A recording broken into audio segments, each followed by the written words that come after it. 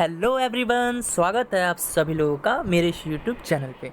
तो गाइज़, आज मैं आप लोगों को बायोलॉजी के कुछ इंपॉर्टेंट एमसीक्यू क्वेश्चंस करवाऊंगा और साथ ही एक्स्ट्रा इन्फॉर्मेशन भी दूंगा। तो गाइज़, पहले आप खुद से ट्राई कीजिएगा क्वेश्चंस को, ओके। और मुझे कमेंट बॉक्स में बताइएगा कि आपके टोटल कितने सही हुए। यदि आपके 15 क्वेश्चन में 12 क्वेश्चन करेक्ट हो जाते हैं तो आपका सिलेक्शन निश्चित है, यानी आप एग्ज़ाम क्वालिफाई कर जाइएगा, ओके। तो चलिए स्टार्ट करते हैं। पहला क्वेश्चन है, तो पहला क्वेश्चन है डीएनए किस में पाया जाता है, ओके। तो ऑप्शन देख लीजिए। तो पहला ऑप्शन है माइटोकॉन्ड्रिया, ओके। दूसरा ऑप्शन है लाइसोसोम, तीसरा ऑप्शन है राइबोसोम और चौथा ऑप्शन है इनमें से कोई नहीं। तो डीएनए जो पाया जाता है वो माइटोकॉन्ड्रिया में पाया जाता है, ओके। यानी ऑप्शन ए जो है वो मेरा करेक्ट हो जाएगा। अब माइटोकॉन्ड्रिया क्या होता है, देखिए माइटोकॉन्ड्रिया एक तरह का पावर हाउस होता है सेल्स का, ठीक है। कोशिकाओं को जीवित रखने और काम करने की ऊर्जा पावर हाउस से ही मिलती है, ओके। तो याद रखिएगा आप लोग। और यहाँ से एक दो क्वेश्चन और बन जाते हैं। डीएनए का फुल फॉर्म क्या होता है? तो गाइज, डीएनए का फुल फॉर्म होता है डाईऑक्सी राइबो न्यूक्लिक एसिड, ठीक है। डाईऑक्सी राइबो न्यूक्लिक एसिड, यानी डाईऑक्सी राइबो न्यूक्लिक एसिड, ठीक है, याद रहेगा। चलिए देखते हैं नेक्स्ट क्वेश्चन। नेक्स्ट क्वेश्चन है निम्न में से कौन सा अम्ल जो है पेट में जीवाणुओं का नाश करता है? पहला ऑप्शन है सल्फ्यूरिक एसिड, दूसरा ऑप्शन है हाइड्रोक्लोरिक एसिड, तीसरा है बेंजोइक एसिड, चौथा है साइट्रिक एसिड, ठीक है। तो इसका जो राइट आंसर होगा, यानी कौन सा एसिड है जो पेट में जीवाणुओं को नाश कर देता है, तो वो हो जाएगा हाइड्रोक्लोरिक एसिड, ठीक है, जिसको हम लोग HCl बोलते हैं, ओके। तो इसका जो ऑप्शन बी है वो करेक्ट हो जाएगा। अब जान लेते हैं सल्फ्यूरिक एसिड का केमिकल फार्मूला क्या होता है। तो सल्फ्यूरिक एसिड का केमिकल फार्मूला H2SO4 होता है, ठीक है। एक क्वेश्चन यहाँ से और भी पूछा जा सकता है एग्जाम में कि मोटर वाहन की बैटरी में कौन सा अम्ल प्रयुक्त किया जाता है, तो वहाँ सल्फ्यूरिक एसिड का प्रयोग करते हैं, है ना। तो चलिए देखते हैं, एक और ऑप्शन देख लेते हैं, बेंजोइक एसिड। इसका अगर मैं रासायनिक फार्मूला पूछूं आपसे क्या होगा, तो इसका देखिए रासायनिक फार्मूला होता है C7H6 और O2, ठीक है, यानी C7H6O2, ठीक है। तो बेंजोइक एसिड, तो एक क्वेश्चन यहाँ से भी पूछ लेता है घास में कौन सा अम्ल पाया जाता है, तो क्या आंसर होगा? बेंजोइक एसिड, ठीक है। अब साइट्रिक एसिड का केमिकल फार्मूला क्या हो जाएगा? तो साइट्रिक एसिड का केमिकल फार्मूला हो जाएगा C6H8O7, ओके। यहाँ से भी जो एक क्वेश्चन एक पूछ लेता है नींबू में कौन सा अम्ल पाया जाता है, तो साइट्रिक एसिड पाया जाता है, ओके। चलिए देखते हैं अब नेक्स्ट क्वेश्चन। नेक्स्ट क्वेश्चन है निम्नलिखित में से कौन सा जीवाणुओं के द्वारा होता है, ठीक है। पहला ऑप्शन है मलेरिया, दूसरा ऑप्शन है पोलियो, तीसरा ऑप्शन है पीलिया, चौथा है काली खांसी। तो गाइज देखिए, ठीक है, ये तो हो गया। तो देखिए अब यहाँ से मलेरिया जो है वो किसके द्वारा होता है? वो होता है प्रोटोजोआ के कारण, ठीक है, प्रोटोजोआ के कारण होता है। और अगर अब मैं बात करूँ पोलियो, तो ये विषाणु के द्वारा होता है। और पीलिया, पीलिया ये भी विषाणु के द्वारा होता है, ओके। तो अब लास्ट में क्या बचा? लास्ट ऑप्शन काली खांसी। तो काली खांसी जो है वो जीवाणु के द्वारा होता है, ओके। तो अच्छा, अगर आपसे पूछे विषाणु की खोज किसने की थी, तो भाई विषाणु की खोज किसने की थी बता सकते हैं आप लोग? तो विषाणु की खोज इवानोवस्की ने की थी, ठीक है। और जीवाणु की, तो जीवाणु की पूछे ल्यूवेनहॉक ने किया था जीवाणु की खोज, ओके। चलिए देखते हैं नेक्स्ट क्वेश्चन। नेक्स्ट क्वेश्चन है द्रव्यमान के अनुसार हमारे शरीर में करीब कितना पानी है? पहला ऑप्शन है 65%, दूसरा ऑप्शन है 60%, तीसरा ऑप्शन है 70% और चौथा ऑप्शन है इनमें से कोई नहीं, ओके।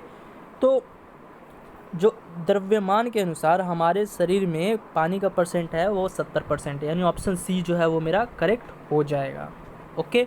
चलिए देखते हैं नेक्स्ट क्वेश्चन। नेक्स्ट क्वेश्चन है कार्बोहाइड्रेट की मूल इकाई क्या है? तो देख लेते हैं भाई, पहला है अमीनो अम्ल, दूसरा है शर्करा, तीसरा है न्यूरॉन, चौथा है इनमें से कोई नहीं। तो कार्बोहाइड्रेट की जो मूल इकाई है वो क्या होती है गाइज? वो होती है शर्करा। आप लोग हमेशा याद रखिएगा, ठीक है, एग्जाम में पूछ लिया जाता है ऐसा क्वेश्चन। चलिए देखते हैं नेक्स्ट क्वेश्चन। नेक्स्ट क्वेश्चन है, कोशिका भित्ति बनी होती है, किसकी बनी होती है? तो आइए ऑप्शन देख लेते हैं। पहला ऑप्शन है सेल्यूलोज की, दूसरा ऑप्शन है स्टार्च की, तीसरा है ग्लूकोजन की, चौथा इनमें से कोई नहीं। तो गाइज इसका जो राइट आंसर होगा वो होगा सेल्यूलोज की, यानी कोशिका भित्ति जो है वो सेल्यूलोज की बनी होती है, यानी ऑप्शन ए जो है वो मेरा करेक्ट आंसर हो जाएगा, ठीक है। तो इसका मुख्य कार्य क्या होता है? कोशिका को आकृति प्रदान करना, यानी शेप प्रदान करना, और प्रोटोप्लाज्म की रक्षा करना, ठीक है। किसका काम है? कोशिका भित्ति का। चलिए देखते हैं नेक्स्ट क्वेश्चन। नेक्स्ट क्वेश्चन है, प्रोटीन का मुख्य कार्य क्या है, ठीक है। तो पहला ऑप्शन है ऊर्जा प्रदान करवाना, दूसरा ऑप्शन है शरीर निर्माण एवं मरम्मत में सहायता करना, तीसरा है आनुवांशिक गुणों को स्थानांतरित करना, और चौथा है इनमें से कोई नहीं। तो गाइस देखिए, प्रोटीन का जो मुख्य कार्य होता है ना, वो क्या करता है? शरीर को निर्माण करता है और इसके मरम्मत में सहायता करता है, यानी ऑप्शन जो मेरा बी है वो करेक्ट हो जाएगा। ओके, चलिए देखते हैं नेक्स्ट क्वेश्चन। पहले एक दो बात और जान लीजिए। देखिए, स्वस्थ शरीर के लिए आवश्यक पौष्टिक आहार में प्रोटीन का होना बहुत ही ज़्यादा ज़रूरी है, ठीक है। प्रोटीन एक ऐसा कार्बनिक पदार्थ है, ठीक है, जिसमें क्या क्या होता है गाइस? जिसमें कार्बन होता है, ओके, हाइड्रोजन होता है, ऑक्सीजन होता है। आप लोग ये याद कर लीजिएगा, ठीक है। यही सबसे मिलकर ये बनता है प्रोटीन, ठीक है। चलिए देखते हैं नेक्स्ट क्वेश्चन। नेक्स्ट क्वेश्चन है, एक वयस्क यानी एक एडल्ट मानव में श्वसन दर क्या होती है? 15 से 18 मिनट, या 40 से 50 मिनट, या 20 से 30 मिनट, या इनमें से कोई नहीं। तो गाइस, एक वयस्क मानव में श्वसन की जो दर होती है वो होती है 15 से 18 मिनट, ओके। तो आप लोग ये ऑप्शन ए है, इसको सही कर दीजिएगा, यानी ऑप्शन ए जो है वो मेरा राइट आंसर हो जाएगा। यानी प्रति मिनट में वो 15 से 18 बार क्या करता है? सांस लेता है, ठीक है। इस तरह याद कर लीजिएगा। चलिए देखते हैं नेक्स्ट क्वेश्चन। नेक्स्ट क्वेश्चन है, जीवाश्म पाए जाते हैं, ठीक, कहाँ पाए जाते हैं? तो गाइस, पहला ऑप्शन है आग्नेय चट्टान में, दूसरा है अवसादी चट्टान में, तीसरा है मिट्टी में, चौथा है इनमें से कोई नहीं। तो क्या होगा? यानी जीवाश्म जो है वो किस चट्टान में पाया जाते हैं गाइस? वो अवसादी चट्टान में पाए जाते हैं, यानी ऑप्शन बी जो है वो मेरा राइट आंसर हो जाएगा।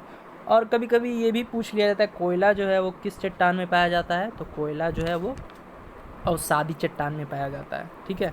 चलिए देखते हैं नेक्स्ट। अच्छा, यहाँ से एक और क्वेश्चन पूछता है, ज्वालामुखी।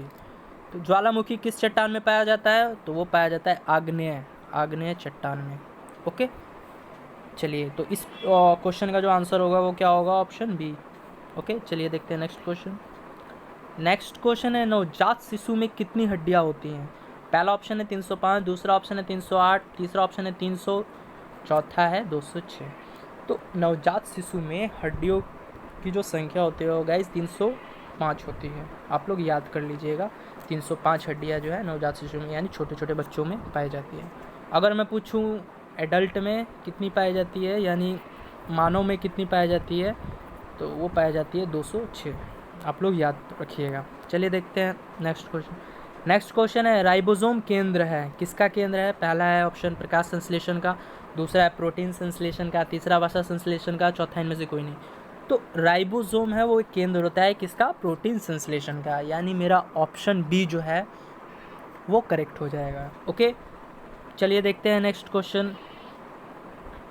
नेक्स्ट क्वेश्चन है, ग्लूकोमा एवं ट्रैकोमा बीमारी संबंधित है, किस चीज़ से संबंधित है? तो पहला ऑप्शन है आँख से, दूसरा ऑप्शन है कान से, तीसरा ऑप्शन है गर्दन से, चौथा है पैर से। तो ग्लूकोमा एंड ट्रैकोमा एक बीमारी होती है जो कि आपके आँख से संबंधित होती है, यानी ऑप्शन नंबर ए जो है वो मेरा करेक्ट आंसर हो जाएगा, ओके। चलिए देखते हैं नेक्स्ट क्वेश्चन। नेक्स्ट क्वेश्चन है, प्रकाश संश्लेषण किस में होता है? ठीक है, तो पहला ऑप्शन है पत्तियों में, दूसरा है जड़ों में, तीसरा है फलों में, चौथा है तनों में। तो गाइस देखिए, प्रकाश संश्लेषण है ना, तो ये पत्तियों में होता है, यानी ऑप्शन ए जो है वो मेरा राइट आंसर हो जाएगा। तो प्रकाश संश्लेषण क्या है? यह एक ऑक्सीकरण अवकरण अभिक्रिया है, ठीक है, यानी पौधे प्रकाश संश्लेषण की प्रक्रिया के द्वारा ही अपना भोजन का निर्माण करते हैं, ठीक है। यहाँ से एक क्वेश्चन और पूछ लिया जाता है, पौधों की पत्तियों, यानी पौधे की जो पत्तियों हैं वो हरी क्यों होती हैं? तो आप लोग बता सकते हैं?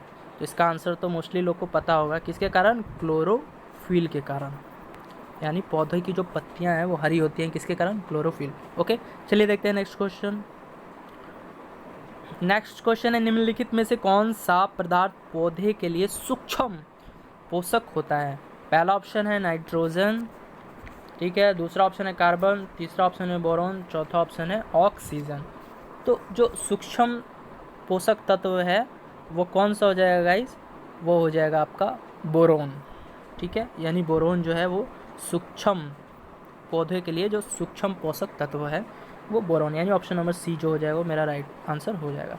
लेकिन यदि यहाँ पर क्वेश्चन इस तरह से पूछा जाता है गाइस कि कौन सा पदार्थ पौधे के लिए मुख्य पोषक तत्व है, तो वहाँ पर क्या हो जाता है? वहाँ पर नाइट्रोजन हो जाता आपका, ठीक है, नाइट्रोजन जो है वो मुख्य पोषक तत्व है पौधों के लिए। चलिए देखते हैं नेक्स्ट क्वेश्चन। नेक्स्ट क्वेश्चन है, माइकोलॉजी में किसका अध्ययन किया जाता है? पहला ऑप्शन है शैवाल का, दूसरा ऑप्शन है कवक का, तीसरा ऑप्शन है फलों का और चौथा ऑप्शन है भूमि का। तो गाइज माइकोलॉजी में हम लोग कवक का अध्ययन करते हैं, यानी फंगी का, ठीक है, किसका करते हैं? फंगी का। तो यहाँ पर ऑप्शन बी जो है वो मेरा राइट आंसर हो जाएगा। तो सवाल का किस में अध्ययन करते हैं? यदि क्वेश्चन इस तरह से पूछे फाइकोलॉजी में किसका अध्ययन करते हैं, तो फाइकोलॉजी पूछता तो हमारा सवाल जो है यानी एल्गी वो मेरा राइट आंसर हो जाता। ओके, और अगर पूछता पोमोलॉजी में किसका अध्ययन किया जाता है, तो पोमोलॉजी में फल का अध्ययन करते हैं। ओके, और अगर पूछे पेडोलॉजी में किसका अध्ययन करते हैं, तो वहाँ आंसर हमारा क्या हो जाता है? भूमि। ओके, तो आई होप आप लोग को ये वीडियो पसंद आई हो गाइज। यदि पसंद आई हो तो प्लीज़ इसे लाइक कर दीजिएगा, ओके, और वीडियो को शेयर कर दीजिएगा। Thank you.